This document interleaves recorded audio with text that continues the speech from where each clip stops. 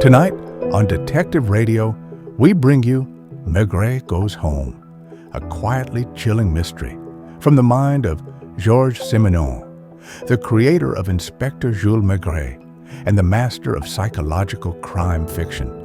Simenon, whose deep empathy for the human condition made his stories both intimate and haunting, once said he aimed to show how a man becomes a criminal, not how he commits his crime.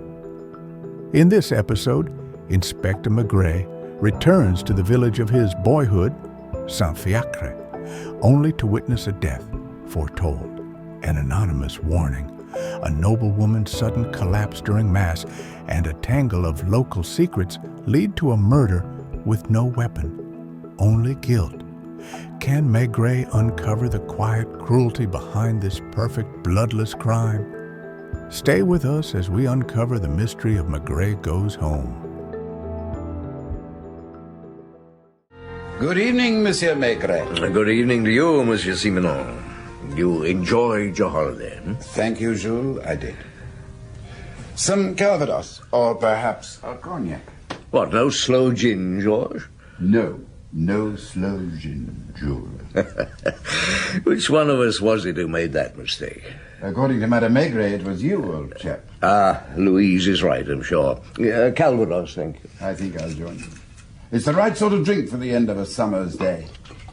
And a pipe, I think. Yes, a pipe. I hoped you'd be first. Thank you. Even if it was I myself who gave you the idea of smoking a pipe. Quite untrue, Chief Inspector. Whatever people say. I smoked a pipe before I met you. Of course. Where did you go? Holiday? Yes. We took the boat round the coastline, all points north, yet again. You enjoy it? One thing I did do was to berth at Ostend for a few days, hire a car and drive home. Home, Georges? To where I grew up, Liège. It's always home, is it not, where one grew up? With me, I don't know. Home. You once had a case, a very strange case, wasn't it, in the village where you grew up? Oh, I did. Very strange, yes. Going home. Maigret Goes Home, translated by Robert Baldick and adapted for radio by Frederick Bradnam.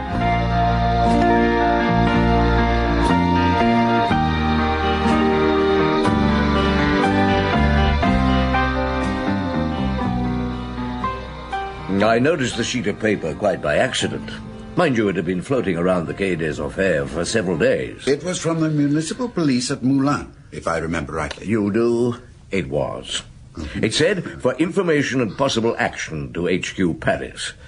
Beneath this was pinned a piece of squared paper on which was laboriously written, "This is to tell you that a crime will be committed in the church of Saint-Fiacre during First Mass on All Souls' Day." A rather ludicrous message on the face of it.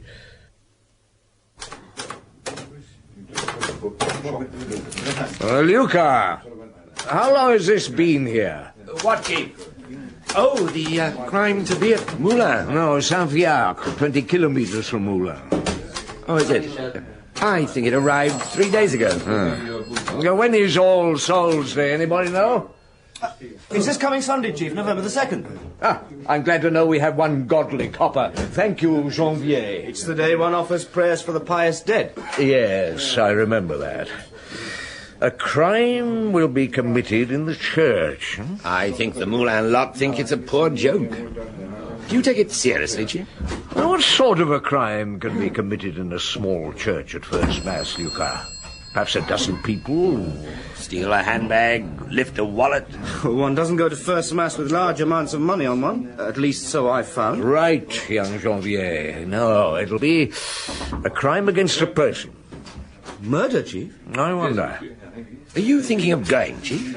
It's in the back of the ark. Yeah, I know. I was born in Saint-Fiacre. Grew up there. My father was steward to the old Countess de Saint-Fiacre. I can see the great, massive chateau now. It frightened the daylights out of me when I was a kid. Have you ever been back there? No, not even to visit the graves. My mother died when I was 8. I left Saint-Fiacre when I was 12, but I think I'll go back on Saturday, Lucas, so I can attend the first Mass on Sunday. Non erat ille, sed ut testimonium perhibere termine. The priest and myself, the only man. There's Marie Tata. When will she remember me? So, I wouldn't have remembered her but for her cross eyes.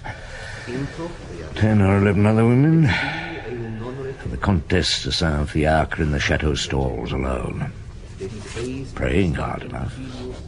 Perhaps she has reason. When I last saw her, she was under 30, so she must be almost 60 now. 3 masses on All Souls' Day. Choir boy Maigret used to have breakfast at the priest's house between 2nd and 3rd Mass. Hard-boiled egg and goat's cheese. Do these boys? The young priest now looks a bit of a mystic. Does he fit?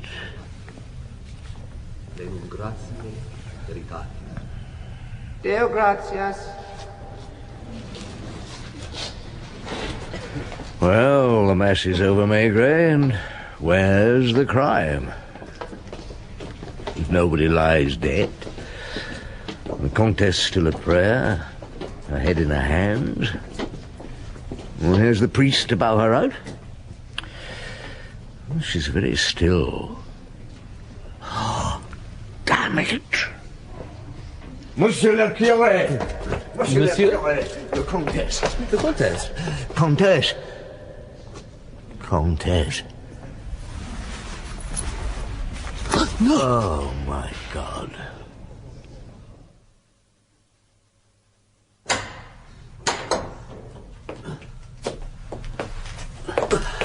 Well, lay her on the chairs. Yes, monsieur.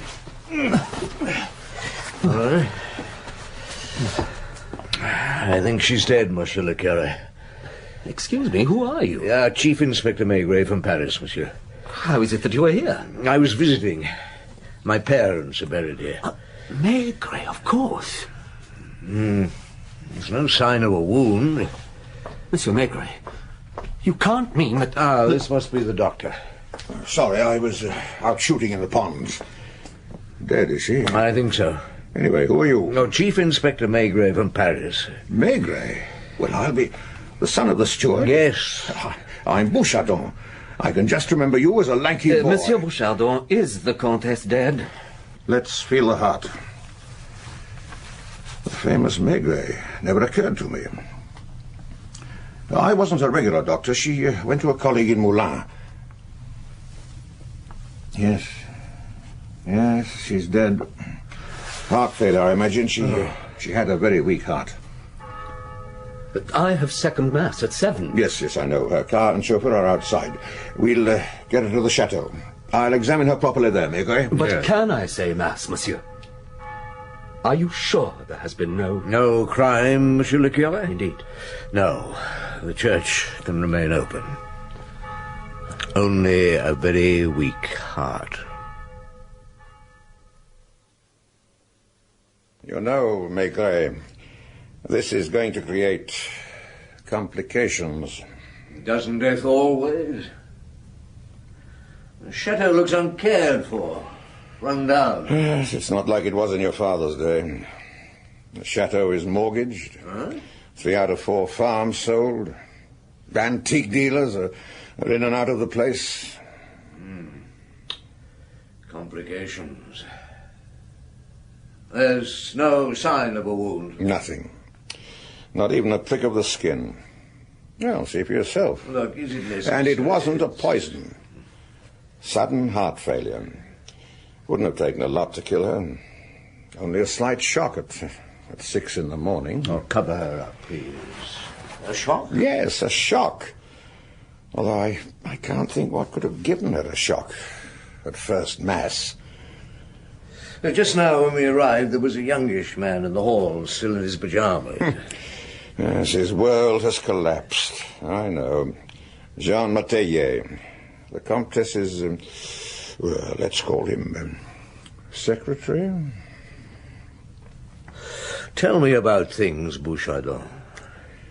The Countess was one of those women who were models of good behavior all their life. Then, suddenly, they change. When the Comte died, she was, 40 or so. Maurice, the son, went to Paris to study. She was alone. Since then, the young secretaries have come and gone. Maigret is the latest. Will you answer it? That lot downstairs won't know what to do. Hello. Is that the chateau? Yes, the chateau. Who is he speaking? The Comte de Saint-Fiacre. Will you ask my mother to come to the telephone? She must be back from Mass by now. Where are you speaking from? What the devil's that to do with you? Who are you? You wouldn't know me, but where are you? I'm at Moulin. What is all this? It would be best if you came over here at once. I wonder when he got to Moulin.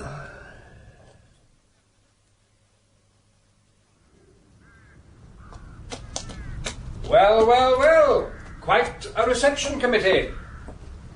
What is all this, Bouchardon?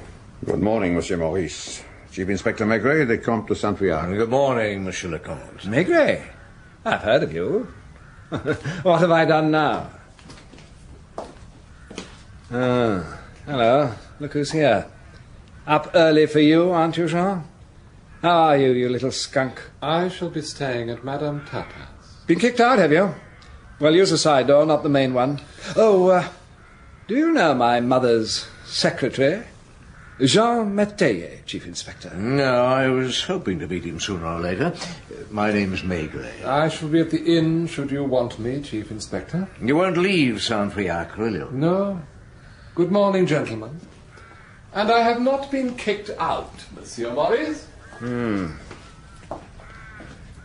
My mother... I'm afraid your mother died this morning during First Mass. Poor old girl. What did she die of, Bouchardon? Her heart failed, Monsieur Maurice. I am sorry. A heart attack? It was never strong. Why are you here, Monsieur Maigret? I'm wondering who stands to benefit by her death. Sorry, I don't understand. Her heart failed, you say? Yeah, something somebody foresaw 10 days ago. See for yourself. Crime? In the church? First Mass? I'll be damned. It's obscene. Take it back, Chief Inspector. Thank you. I was in church. I saw nothing. She didn't rise at the end of the Mass, that was all. Poor old girl. I stand to reap some benefit from her death. That is to be expected, monsieur. I have explained things to the Chief Inspector. I thought it best. Of course. Did you stay in Moulin last night? I needed to be here first thing this morning, and I didn't want to stay here with that awful little him in the house. You see, I have a cheque being presented against me today for 40,000 francs, and there isn't a single franc in my account to cover it. Now, I was going to ask my mother for a loan this morning. Go up and see your mother, Monsieur le Comte. She's in her room. Yes. Excuse me. Poor old girl. Poor Mama. 40,000. God, what a mess. Can it be raised here? Well, you can ask the steward, but I doubt it. As I said, it is not like it once was, Maigret, and Gautier, the steward, is not the easiest of men. I'm going to get some breakfast. Yes, I must snatch something and get off on my rounds. You know, Maigret, it must have been a heart attack. Perhaps she was tired. Perhaps Maigret was with her all night. And this message, somehow, she was given a shock. But in church? How, for heaven's sake? There's something she saw or read. Her book. Prayer book. A missal, you mean? Yes, missal. It wasn't with her when we carried her to the sacristy. Must have left it behind in the store. Let me think. I was watching her. She took communion, then she knelt with her face in her hands, like this. And then she opened her missal, read a moment, and then her face was in her hands again, as I found her. After breakfast, I must find that missile. Ah, Monsieur le Curé, there you are. Yes, Monsieur Maigret? I've come looking for something. Perhaps you know where it is. Tell me what it is. A missile, Monsieur le Curé. The dead woman's missile. It's in the sacristy. Good. Will you come with me? If I must. Perhaps you'll be so kind as to find it for me. It's there. Behind the surplices.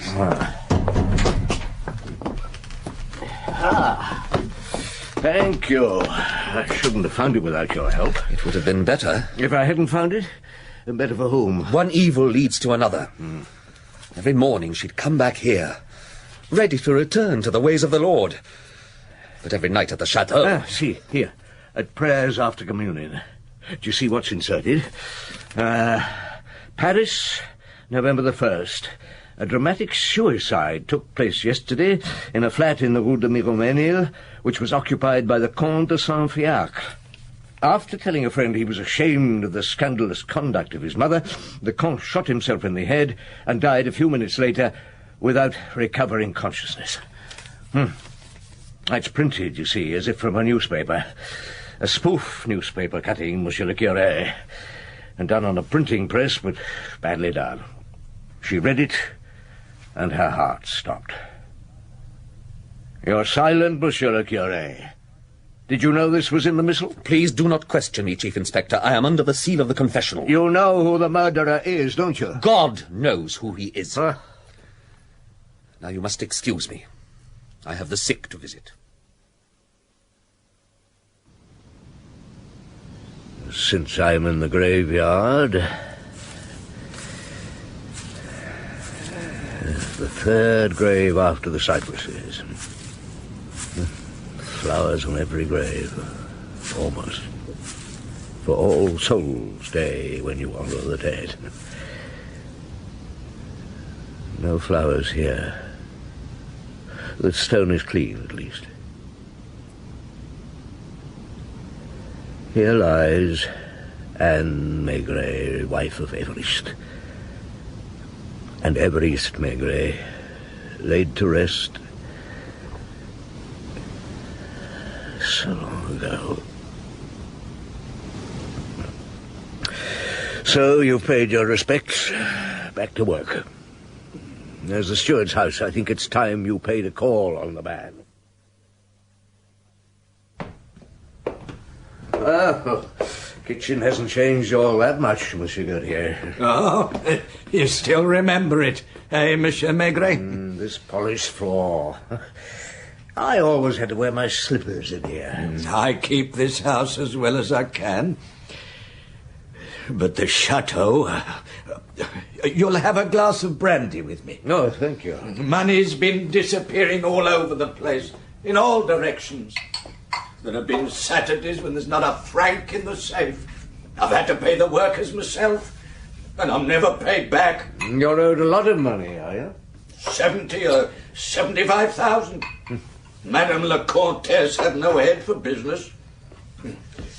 Your health, Monsieur Maigret. And yours, Monsieur Gautier. Monsieur Maurice wanted 40,000 this morning. I've no way of raising it, I told him. No way at all.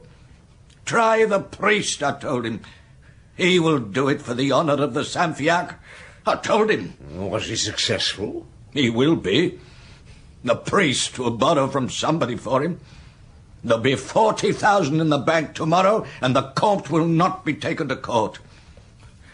He'll have to sell up here. The creditors will be descending like a flock of vultures. I can see no other way. And there's the mortgage. Oh, Emile. Chief Inspector, this is my son, Emile. How do you do, Emile? I'm honoured to meet you, Chief Inspector. Oh, you look your father's son. Do you work on the estate? No, in Moulins. In the bank, monsieur. I'm a cashier. Emile is on his way up in the world. Moulins? I went to the lycée there for a few months. I never settled. Tell me, Emile, is the Journal Le Moulin still going? Yes, monsieur, it is. As a boy, I recalled it as a small, friendly place, people going in and out of the printing shop as they liked. I don't suppose it's changed, is it? I don't have occasion to go there, monsieur, but I'm told it's an easy-going establishment. This is a bad business here, Chief Inspector. I'm told you received a warning that Madame la Comtesse was in danger. Well, no name was mentioned. The warning spoke of a crime, that was all. The crime was a joke played on the Countess, and she died of it. People who play such jokes should be punished. I doubt if this person ever will be. Tell me, what were Jean Métayer's duties at the chateau? Oh, that would be telling. Yeah, those duties I know of. The Jewish steward looked after everything on the estate, I'm sure, so Métayer spent his days... how? Oh, on one scheme or another to make money, with the Countess's money as his stake. The latest thing was some printing process. The steward and his son had the sort of eyes you could never meet. Do you know what I mean, Georges? Cold, unpleasant people. Actually, my dear Jules, there weren't many what one may call pleasant people in Saint-Fiacre. True, Georges, true. The heart had gone out of the place. The way of death for the Countess was a symbol, was it not? I was finding it pointless. Nobody, it seemed, gained a sou by the poor old girl's death. Yet her death had been thought out carefully, with a peasant-like cunning and a peasant-like wish to attract attention, and place the blame on somebody. On Jean Métayer, I imagine. On whom else? That was obvious. And whoever did it knew the Countess pretty well, didn't they? Knew the agony of conscience she was gripped by when in church. And so chose his moment exactly. Did you show the Comte the account of his suicide? I did. I had the feeling that something clicked in his mind when he saw it. I discovered, by the way, that the cutting could have been printed in Moulins, although nobody there in the printing shop recalled it being done. You spoke to poor Jean Métayer, finally, I presume? After a couple of days, yes. I went to the inn run by the cross-eyed Marie Tatin. Yes, more wine. Very, There you are, Monsieur Métayer. I've expected you since Sunday. Oh, I'm sorry. Will you have a drink? No, thank you. I've just had some coffee. You won't mind if I do, I hope. Waiter, rum, please, a little hot water. Tell me, Jean, you don't mind if I call you Jean, do you? No. Tell me, Jean, when did you last visit Moulins? Oh, I don't know, last week sometime. No, Friday, the week before. There's your drink, Chief Inspector. Yes, I know. Not even the waiter, you notice, talks to me unless he has to. Did you know I was born here? Yes, I've heard. Oh, you have. What? The rum's pretty tasteless also. You'd think it'd help being born here, I don't know why you're here. Just stirring things up, they say. They're a suspicious lot. So I've noticed, which means they have a lot to hide. Now, I'll tell you, Jean.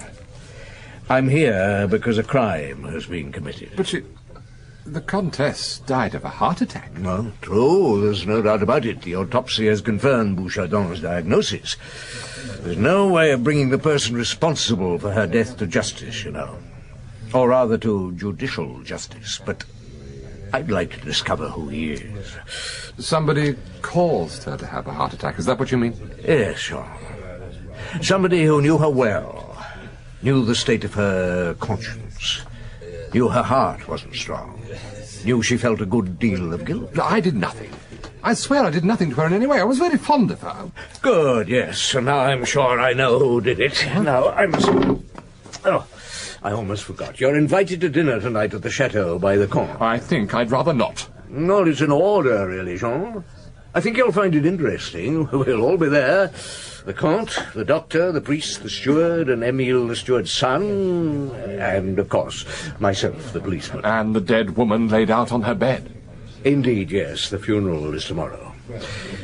Well, then, until this evening.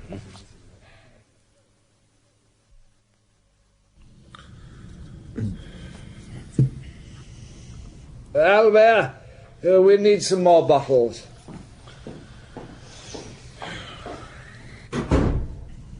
with the help of the doctor, I found a will, you know, Monsieur le Curé. Recent one, Monsieur le Comte? Yes. Yes, Boucheron thinks it was made immediately after the heart attack the poor old girl had 3 months ago. That was after she had a telegram from you. From me, Gautier? From you in London, Comte. You wanted money, as ever. Well, you see, Maigret, wanting money is a perennial problem with me. I do hope there's enough in the coffers, I mean, to pay for the funeral. I think Émile Gautier will know that, won't you? I cannot possibly discuss a client's account. I wasn't asking you to. Just tell the Comte sometime, that's all. I shall see that the funeral is paid for. Decent of you, Gautier, although it's probably my money. That's a slander. Did you hear that? Father, doctor. Oh, shut up, Gautier. You're an awful old crook, and you know it.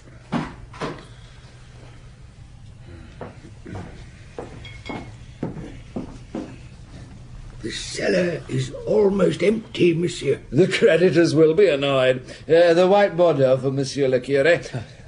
Now, your attention, please. Chief Inspector Maigret has a few things to say to us. But first, let me say this. Nobody has anything to fear. Monsieur Maigret can arrest no one. It's not a crime in the judicial sense to slip a phony newspaper cutting into a missile, obviously not. However, the Chief Inspector would like to be sure he's right about who did it. And so would I. And we are all suspects, are we not? We all of us knew that my mother had a very weak heart, that a sudden shock could kill her. I think, monsieur, that you have no idea of the opprobrium you are casting on us. What's opprobrium? To place in disgrace, Gautier. I think the Comte knows what he's doing, Father. Let us see how it goes. Now, let me begin with you, Father. With me? You tried to hide the missile after the death, which is an admission of guilt of some sort, isn't it? Had you anything to gain by the death of the Countess? I don't mean financially, but, say, spiritually. And damn my soul for all eternity. Not necessarily. The Countess's conduct was a perpetual scandal and a perpetual challenge to you. Here in the chateau she was a sinner. The sins of the flesh were impossible to break from, even though she came to church burning with anguish. Now, you're a man of fierce faith, I think, Father. A sort of priest who would go to extremes for his faith. I warn you, the church will not... Take your crack of the whip like a good Christian, Father. So, at Mass, after she had taken communion, when she is in a state of grace, which won't last, as you well know, you arrange that she receives a terrible shock and dies a holy death there on her knees. She did die in a state of grace, thank God. But I did not cause her death. Well, Albert, fill Monsieur le Curé's glass. And mine also, Albert, only I need another bottle. I'll take you next, Doctor. It's often the doctor that did it in thrillers, so I'm told. Yes, and in real life also. Let us assume you are interested in the heart and its functions medically, not emotionally. And so to test a theory, you play the trick with the missile. Will a weak heart stand such a shock or not? Poppycock, Maigret. I've never done any research since I was a student. I'm too lazy, as everybody knows. No, count me out. Shall we put the doctor to one side, monsieur? Now, Gautier, you... There are two possibilities with you. First, you are the model steward, devoting your life to the chateau and the family, and watching the family money and land disappear under the nose of the heir, and the Countess growing less and less responsible. So you decided to save what is left, not for yourself, but for Monsieur Maurice and the family honor. That's a pretty theory for a policeman. Yes, the other possibility is that you're a scoundrel of a steward, who for years has taken advantage of the Countess's behaviour. When a mortgage is raised, it's you who take it up, and so on, until you're practically the real owner of the estate. My father is... Quiet, Emile. Let him finish. Thank you. Now the time has come when the Countess has nothing. Everything will have to be sold. And she will discover it's you who's profited from her stupidity and her trust all these years. Did you, Gautier, think it would be better for the Countess to die before she discovered the truth about you and about poverty? Tomorrow, Monsieur le Comte, I shall resign my stewardship. But of course. Have another drink. A bottle, Albert. After the father, the son. You, Emile. A serious-minded, hard-working chap, I'm told. Your job in the bank, giving you insight to the Saint-Fiacre financial position, or non-position. It must have been an agony for you to watch the money that could have gone to your father, if not to yourself, being dissipated by the Countess's so-called secretaries. So you had to put a stop to it. Give the old girl a shock and kill off the Count at the same time. All good, clean fun, but you did have the opportunity, being in Moulins every day, of having the printing done, or doing it yourself. There is only one of us here who could have had that cutting printed. No, Emile. There is only one obvious person, not only one person, which is quite another story. Thank you, Chief Inspector. Why did you want to frame me, Emile? Yes, why did you, Emile? All right, I'll go on. You were very much the dead woman's protégé, were you not, Emile? In a sense, yes. And some years ago you preceded Jean Métayer and the others in the position of secretary.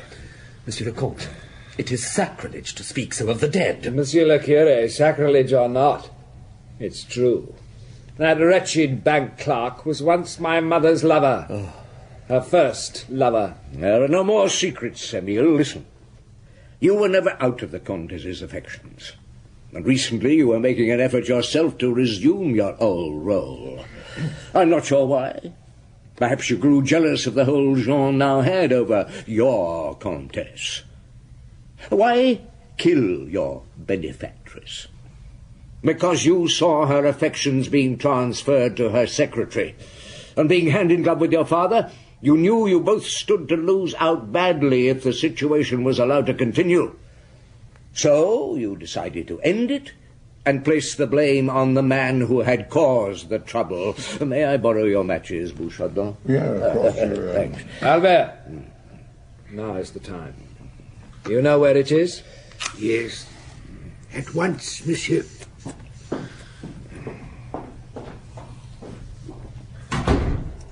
I thought the cellar was empty. You, Jean Métayer. Yes?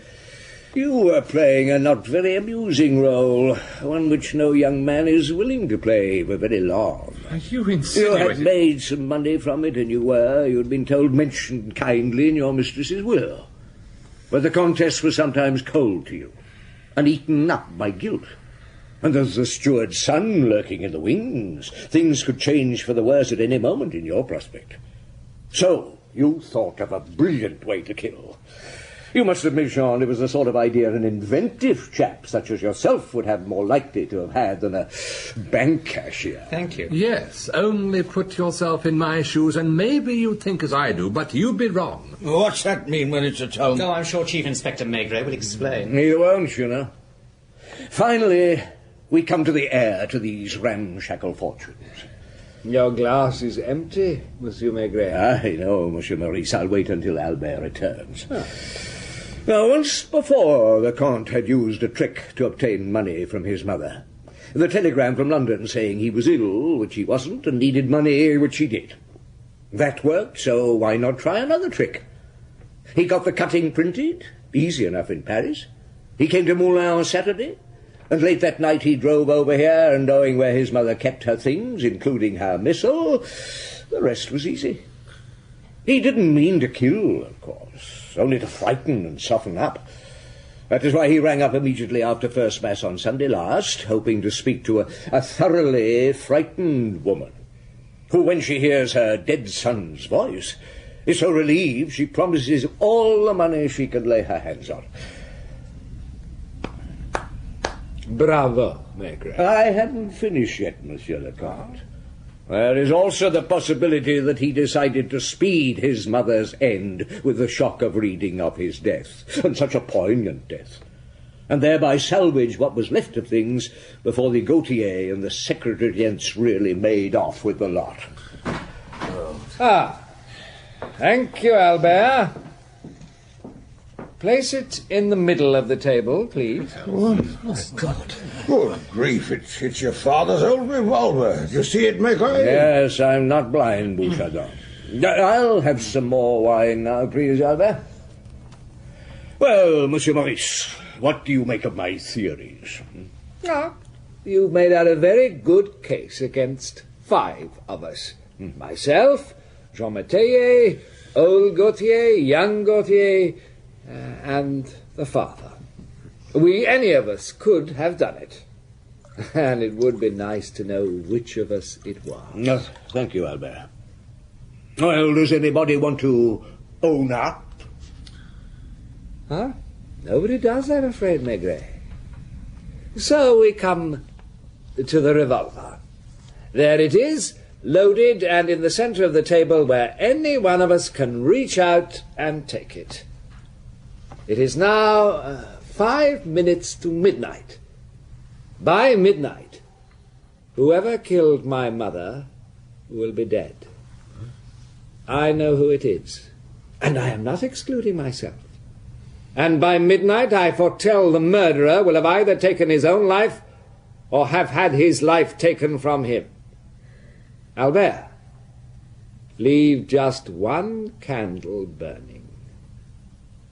We sat in a sort of drunken tension, with just the 1 candle and the smoke from my pipe.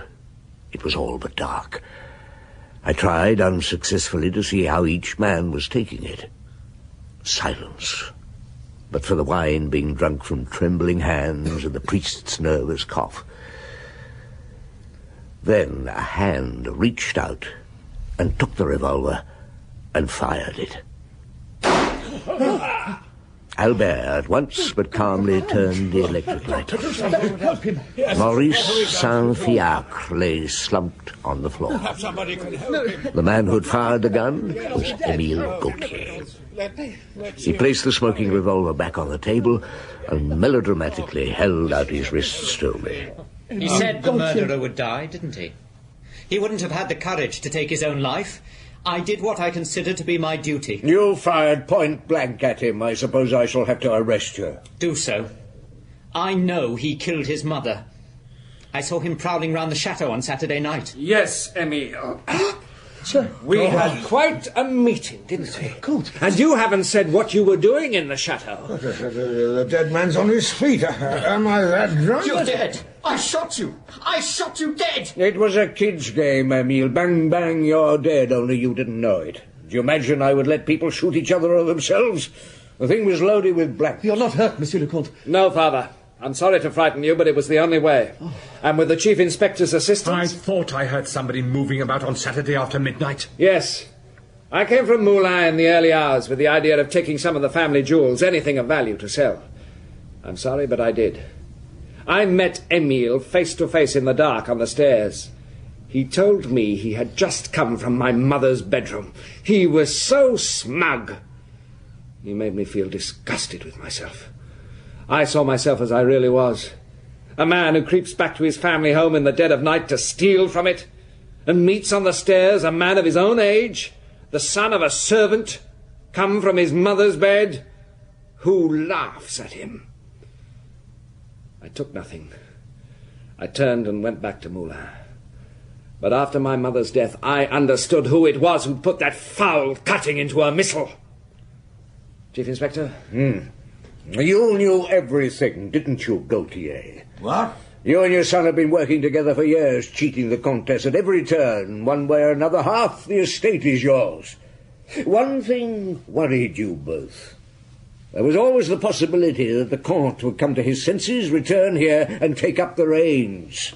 Then he would discover what you were at, and see to it that the Countess revoked some, at least, of her foolish business deals, and get rid of you as steward. Jean Métayer worried you a bit also. His influence over your victim was quite strong and growing stronger. So you decided to stop the poor woman's weak heart and make it look as if Métayer did it. There's nothing you can do to us. Not a thing. I don't know, Gautier. I could arrest Emile for the attempted shooting of the Comte, although it'd be difficult to explain my part in it. There's no bloody justice if they get off scot-free. Justice? I don't know. It's a rare commodity. Revenge, perhaps? Do you want revenge, Monsieur Maurice? No. All I want is to start afresh. Get out, Gautier, father and son! Get out! Clear out! If I ever see you again, it will be in the courts, for I intend to fight you for the estate when I can. Go on off with you! Good riddance to bad rubbish. Thank you, Monsieur Maigret. Thank you. Your very good health. And now, if you will excuse me, I shall go and watch over the dead woman. If you're not too tired, Monsieur le Curé, will you come with me? If I am not too drunk, Monsieur le Comte. But of course. Thank you. Albert, look after my guest for me. After you, Father.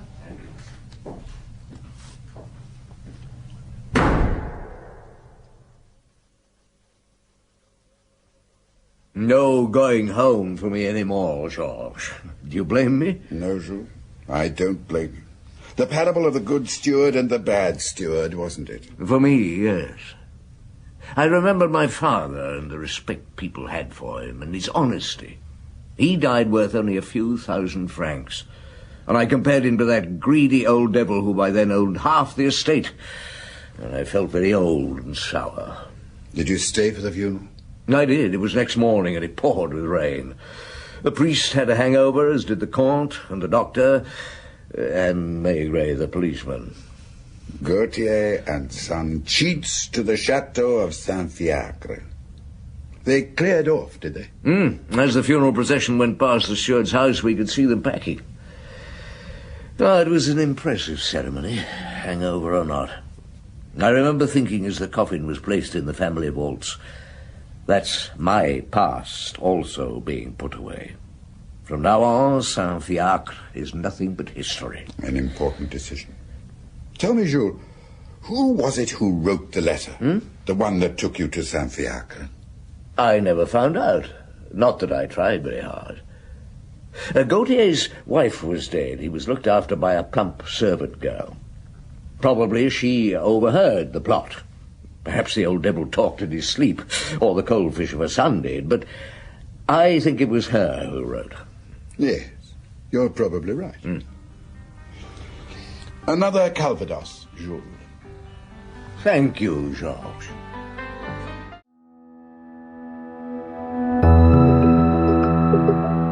You were listening to a series of chilling mystery uncovered by Inspector Jules Maigret, written by Georges Simenon. If you like this episode, please subscribe and hit the bell icon so that you get the update for the next episode. Till then, stay safe, stay alert, au revoir.